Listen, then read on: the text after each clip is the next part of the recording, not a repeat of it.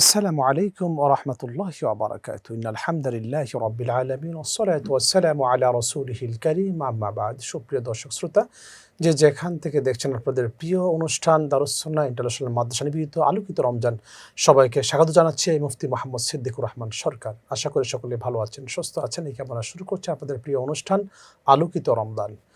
দর্শক, আজ আমরা একটি নতুন বিষয় নিয়ে কথা বলবো, অত্যন্ত গুরুত্বপূর্ণ একটি বিষয়, আর সেটি হচ্ছে হতাশাগ্রস্ত যুব সমাজের করণীয়। এই বিষয়ে যারা কথা বলবেন, চলুন তাদের সাথে আপনাদের পরিচয় করিয়ে দিই। আমার ডান পাশে আছেন আপনাদের সকলের পরিচিত মুখ, বিশিষ্ট আলেম দ্বীন, তরুণ লেখক গবেষক হযরত মাওলানা মুফতি হোসাইন রেজা। আসসালামু আলাইকুম ওয়া রাহমাতুল্লাহ। আমাদের সাথে আরও আছেন বিশিষ্ট মিডিয়া ব্যক্তিত্ব, তরুণ আলেম দ্বীন হযরত মাওলানা মুফতি মুহাম্মদ মুহিবুল্লাহ সিদ্দিক আলী আমিনী। আসসালামু আলাইকুম ওয়া রাহমাতুল্লাহি ওয়া বারাকাতুহু। ওয়ালাইকুম আসসালাম ওয়া রাহমাতুল্লাহি ওয়া বারাকাতুহু। আপনাদের দুজনকে স্বাগত আমাদের স্টুডিওতে। আপনাকেও ধন্যবাদ আমাদেরকে আমন্ত্রণ জানানোর জন্য।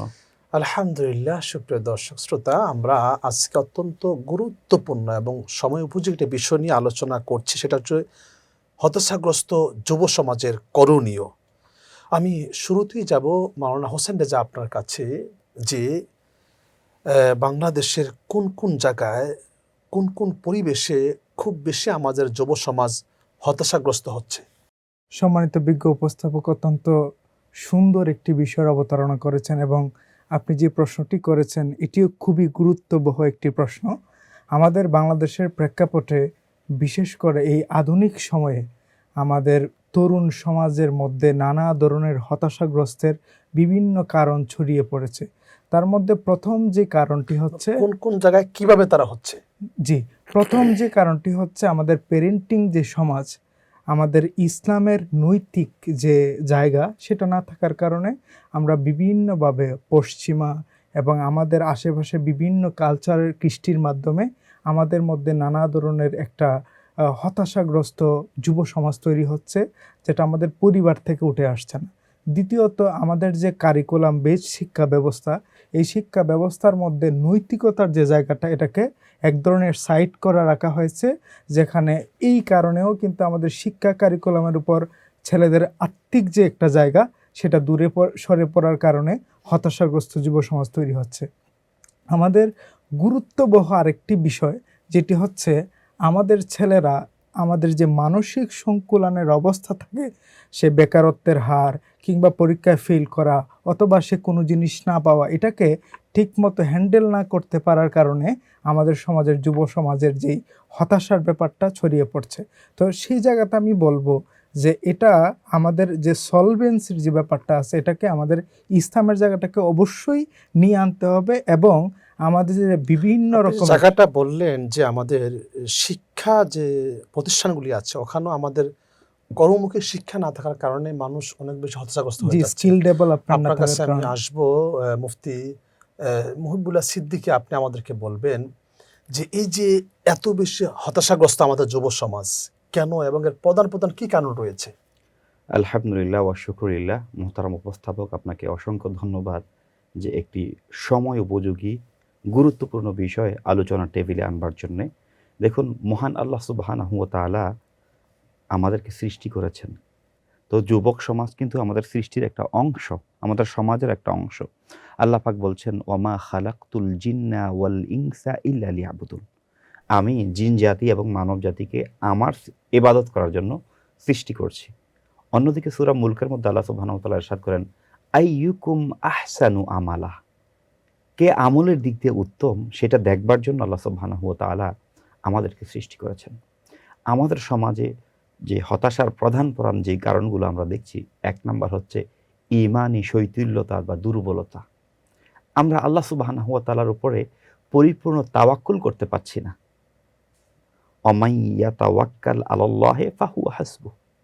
আমরা যদি এটা করতে পারতাম, আমরা যদি পরিপূর্ণ আমি আল্লাহতে বিলীন হইতে পারতাম, যে আমার আল্লাহ সুবহানাহু ওয়া তাআলা আমাকে সৃষ্টি করেছেন, তিনি আমাকে খাওয়াচ্ছেন, অতএব আমার ভবিষ্যৎ তিনিই দেখবেন, আবার আমি মৃত্যুর মাধ্যমে তার কাছে চলে যাব। জবান দিয়ে বলছে আল্লাহ আমার সৃষ্টিকর্তা, রিজিকদাতা, পালনকর্তা, রক্ষাকর্তা, কিন্তু বাস্তবে আমরা মন থেকে সেটা আসলে পরিপূর্ণভাবে আমরা আস্থা অর্জন করতে পারছি না। দ্বিতীয়ত হচ্ছে আপনার উদ্দেশ্যহীন। দেখুন, যেহেতু আমরা আল্লাহর বান্দা, আমাদের টোটাল যেই দৈনিক যে কার্যবলী থাকবে সেখানে ৫ ওয়াক্ত নামাজ থাকবে, ওজিফা থাকবে, দুরুদ থাকবে, সালাম থাকবে, কাজ থাকবে, দুনিয়াবি কাজ থাকবে এর ভিতরেই। কিন্তু আমরা এই দুনিয়াতে চলবার জন্য আল্লাহ পাক কি বলেছেন, রব্বানা আতিনা ফিদ দুনিয়া হাসানা ওয়া ফিল আখিরাতি হাসানা ওয়া কিনা আযাবান্নার। আপনার কিন্তু দুনিয়া লাগবে, এমন না যে আপনি গাঠুরি নিয়ে আপনি পাহাড়ে চলে যাবেন। সেই যুগ সেই জামানায় বৈরাগ্যতার ইসলামে কোনো স্থান নেই। স্থান নেই। তো আমরা বলছি রব্বানা আতিনা ফিদ দুনিয়া হাসানা ওয়া ফিল আখিরাতি হাসানা ওয়া কিনা আযাবান্নার। আমাদের অবশ্যই দুনিয়ার উত্তম লাগবে। তো আমরা দৈনন্দিন জীবনে ইসলামকে সেট আপ করে সেই আলোকে আমরা দুনিয়াবি কাজগুলোকে সেট আপ করতে পারি। সেজন্য আমাদেরকে উদ্দেশ্যহীন সিলেবাস নিয়ে আগালে হবে না।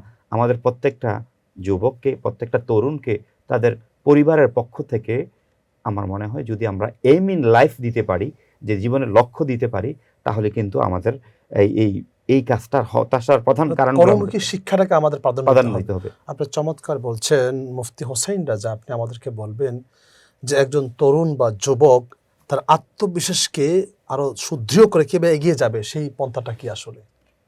অত্যন্ত সুন্দর একটি প্রশ্ন করেছেন বিজ্ঞ উপস্থাপক। আমাদের দেশে আমরা টেকনিক্যাল যে দক্ষতা যেটাকে আমরা বলি স্কিল ডেভেলপমেন্ট, এই জায়গাতে আমরা একটু দূরে সরে পড়েছি। যখন একটা মানুষ নিজের সাকসেস কিংবা সফলতার দিকে দৌড়ায়, তার আসলে অন্য ভিন্ন চিন্তা খুব একটা কম কাজ করে। এবং আমরা জানি যে হাদিসে আছে, কর্মঠ ব্যক্তি খারাপ হলো ভালো হয়ে যায়, আর অকর্মা ব্যক্তি ভালো হলো খারাপ হয়ে যায়। অলস মস্তিষ্ক শয়তানের কারখানা, এটা বলা হয়। তো আমাদের দেশে যত বেশি আমরা আমাদের যে বেকারত্বের জায়গাটা কমিয়ে আনতে পারবো, এবং ছেলেরা যখন খুব বেশি স্কিল ডেভেলপমেন্টের জায়গায় ঢুকবে, তখন আমরা এই হতাশার জায়গাগুলোকে কমিয়ে আনতে পারবো। আমাদের আরও যে বিষয়টি দরকার সেটি হচ্ছে, আমাদের এই ঢাকা শহরের কথা আপনি চিন্তা করেন, আপনি কয়টা খেলার মাঠ খুঁজে পাবেন? একজন মন্ত্রী বলেছেন যে উনি স্কুলগুলোর যে মাঠগুলো আছে সেগুলো খুলে দিবেন। এটা কিন্তু মার্বেলাস একটা উদ্যোগ। এই উদ্যোগগুলো কিন্তু আরও আগে নেওয়া দরকার ছিল। আমাদের খেলার মাঠ নেই। এবং রসুল পাক সাল্লাল্লাহু আলাইহি সাল্লাম বলেছেন যে মানুষকে যদি খারাপ কাজ থেকে আপনি দূরে সরিয়ে রাখতে চান, তাকে আপনি ভালো কাজের অফার দিতে হবে। এই জন্য গুড় দৌড় করা, তীরন্দাজ করা, রসুল সাল্লাল্লাহু আলাইহি সাল্লাম এগুলো কিন্তু আমাদেরকে শিখিয়েছেন, এবং সেই পথেই আমাদেরকে কিন্তু যেতে হবে। আরেকটি বিষয় আমি যদি যুক্ত করি, সেটি হচ্ছে আমাদেরকে আধ্যাত্মিকতার যে জায়গাটা, এটা কিন্তু আমাদের খুব দূরে। ইলমে তাসাউফ অথবা শাখসিয়াতের যে জায়গা, শাখসিয়াত মানে হলো কোন একজন বুজুর্গ অথবা আলেমের অধীনে সুহবত প্রাপ্ত হওয়া। এই সুহবতের জায়গাটা কিন্তু খুব গুরুত্বপূর্ণ বিষয় কাজ করে। এবং এটা কিন্তু আমাদের জেনারেল সমাজেও প্রচলিত আছে যে মেডিটেশন নামে। অর্থাৎ আপনি যদি মেডিটেশন করেন, আপনার যে আত্মিক কুলুষতা আছে সেটা বের হয়ে যাবে। এটা কিন্তু আমরা বিভিন্ন দুয়া, ইস্তেগফার এবং কোরআন তেলাওয়াতের মাধ্যমে করতে পারি। এবং এই রমজানে কিন্তু এটা সবচেয়ে বেশি চর্চার একটা বিষয়। অর্থাৎ কোরআনের সাউন্ড মানুষের যে হৃদয়ের প্রশান্তি সেটা তৈরি করে। এবং জিকিরের জায়গাটা আরও গুরুত্বপূর্ণ। আলা বি যিকরিল্লাহি তাতমাইন্নুল কুলুব, অর্থাৎ আমাদের জিকির হৃদয়কে, অন্তরকে প্রশান্ত করে। এই জায়গাতে আমাদেরকে অবশ্যই মনোযোগ দিতে হবে। আপনি চমৎকার বলছেন মাওলানা মহিবুল্লাহ সিদ্দিকী। আপনি বলবেন যে সামাজিকভাবে আমরা কিভাবে হতাশাগ্রস্তের পাশে দাঁড়াতে পারি আমরা? আল্লাহ সুবহানাহু ওয়া তাআলা কোরআনুল কারীমে বলছেন, তাআনু আলাল বিররি ওয়াত তাকওয়া, যে তোমরা ভালো কাজের মধ্যে পরস্পরকে সহযোগিতা করো, খারাপ কাজের মধ্যে পরস্পরকে সহযোগিতা করবে না। যারা আমাদের সমাজের মধ্যে হতাশাগ্রস্ত রয়েছে, আমরা তাদেরকে এই সময়টাকে আপনার এখান থেকে উত্তরণের জন্য আমরা বিভিন্ন উদ্যোগ নিতে পারি। যেরকমভাবে আমরা প্রথমে ইসলামিক কাউন্সিলিং করতে পারি। তাকে আমরা বুঝাতে পারি যে দেখুন, তুমি কেন এত হতাশা হয়ে গেলে? আল্লাহর নবী ইব্রাহিম, এত প্রসিদ্ধ একজন নবী, যার কথা কোরআনে এতবার এসেছে, সেই নবীকে তো আল্লাহ পরীক্ষা দিয়েছেন। তাকে তো সেই আগুনের মধ্যে ফেলা হলো। আর সেই নবীর এত ইয়াকিন ছিল, সেজন্য আল্লাহ সুবহানাহু ওয়া তাআলা সেই আগুনের উপরে 144 দ্বারা জারি করে দিলেন, বলে দিলেন, কুলনা ইয়া নারু কুনি বারদা ওয়া সালামান আলা ইব্রাহিম, যে ও আগুন, তুমি আমার ইব্রাহিমের জন্য ঠান্ডা হয়ে যাও। কিন্তু এই ঠান্ডাটা কেমন? ও সালামান বলেছেন পরে, তার মানে এয়ার কন্ডিশন হয়ে যাও, যেটা তোমার কোনো ক্ষতি করবে না। আমার নবীর কোন নবী আছে আপনি বলবেন সম্মানিত উপস্থাপক, যে তিনি পরীক্ষা দেন নাই? রাহমাতুল্লিল আলামিন নবী কত পরীক্ষা দিয়েছেন, নিজের দান মোবারক শহীদ করেছেন, রক্ত ঝরেছে। অতএব আমরা যদি একটু ভালো জায়গায় উঠতে চাই, আমাদেরকে পরিশ্রম করতে হবে, আমাদের শরীর থেকে ঘাম বের করতে হবে, আমাদের মাথাতে টেনশনের পরিপূর্ণ থাকতে হবে, তারপরে আমরা সাকসেস হতে পারবো। আমরা যখন তাদেরকে এই কাউন্সিলটা করব, তারা দেখবেন আস্তে আস্তে সেটা ওভারকাম করে সামনে যেতে পারবে। কোরআন এবং সুন্নাহ হতাশাগ্রস্তরা কীভাবে নতুনভাবে এগিয়ে যেতে পারে, এই রাস্তাটা কীভাবে তৈরি করেছেন আপনার কাছে শুনবো, তবে বিরতির পর। সুপ্রিয় দর্শক শ্রোতা, আপনারা দেখছেন দারুস সুন্নাহ ইন্টারন্যাশনাল মাদ্রাসা নিবেদিত আলোকিত রমজান। নিচ্ছে ছোট্ট একটি বিরতি, ফিরছি কিছুক্ষণের মধ্যে ইনশাআল্লাহ।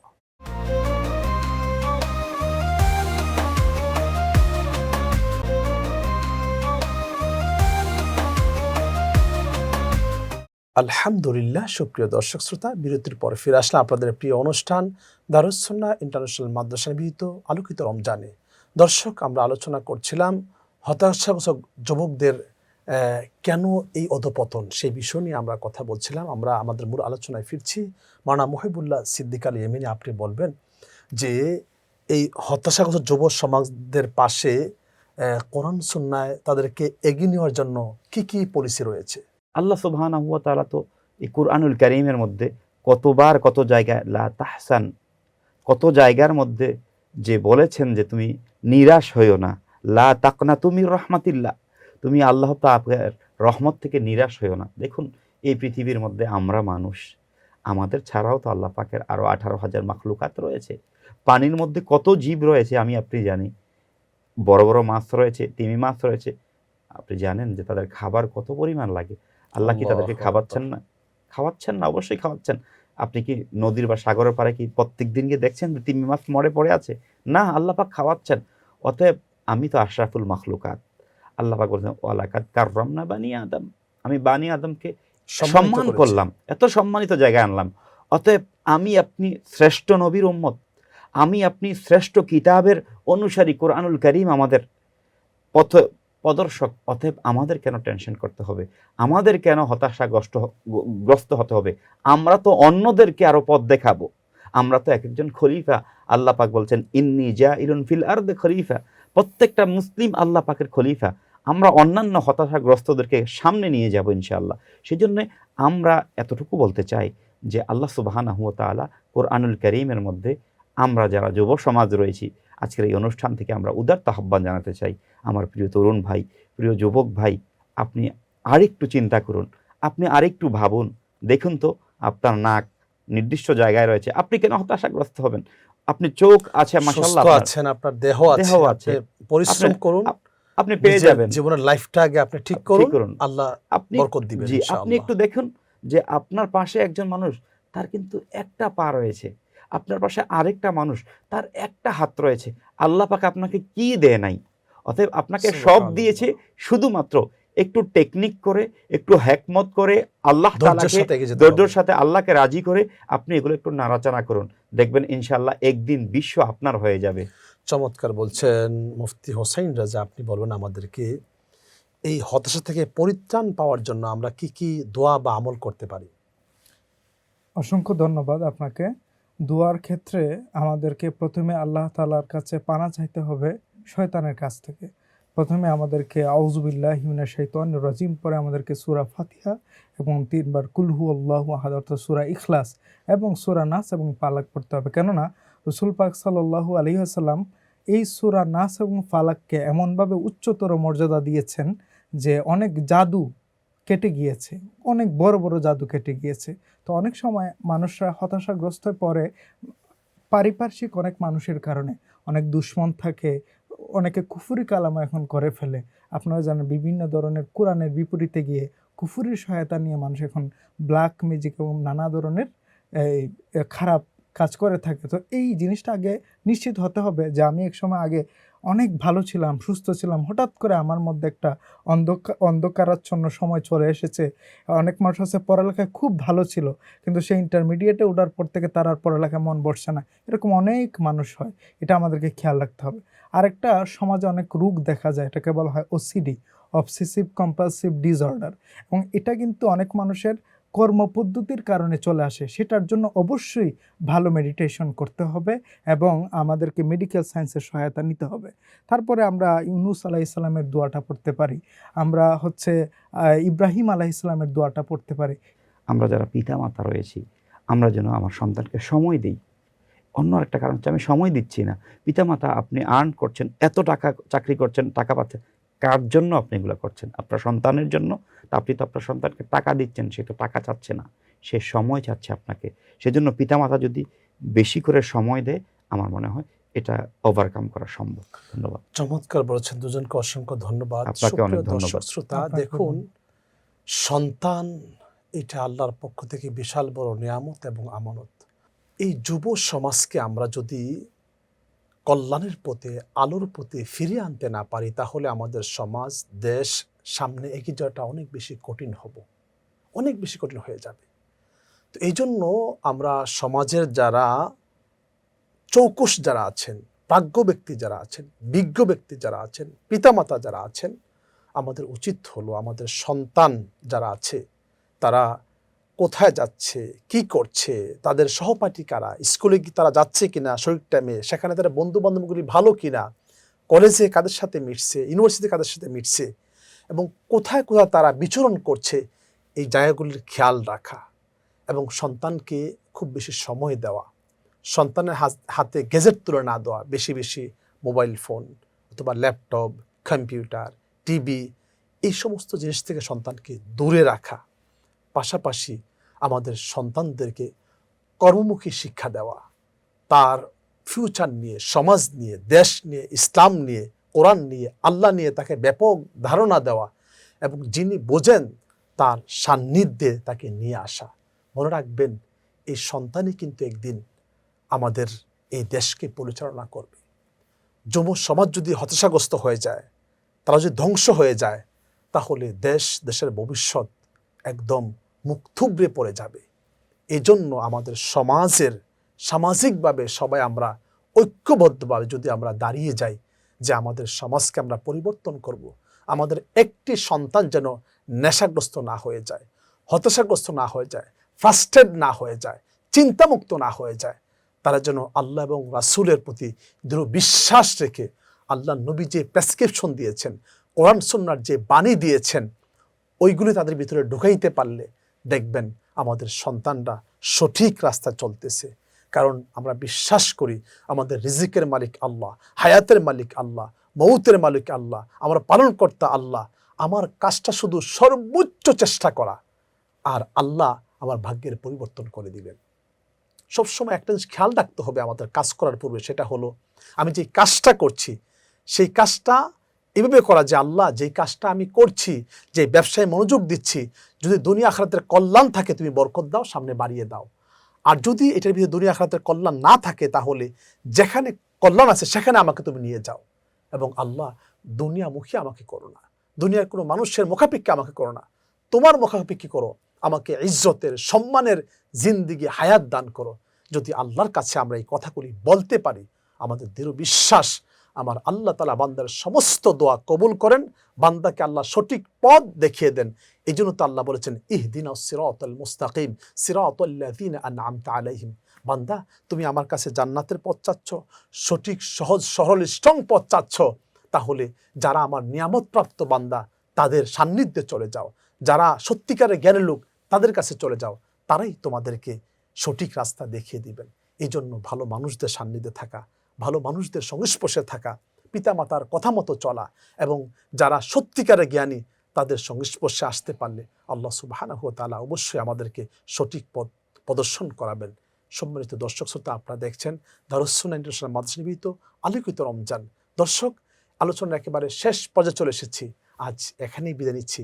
তবে দেখা হবে আগামীকাল একই সময় একই অনুষ্ঠানে। সেই পর্যন্ত সকলে ভালো থাকবেন, সুস্থ থাকবেন, আর অবশ্যই বিজয় টিভির সাথে থাকবেন। আল্লাহ হাফেজ।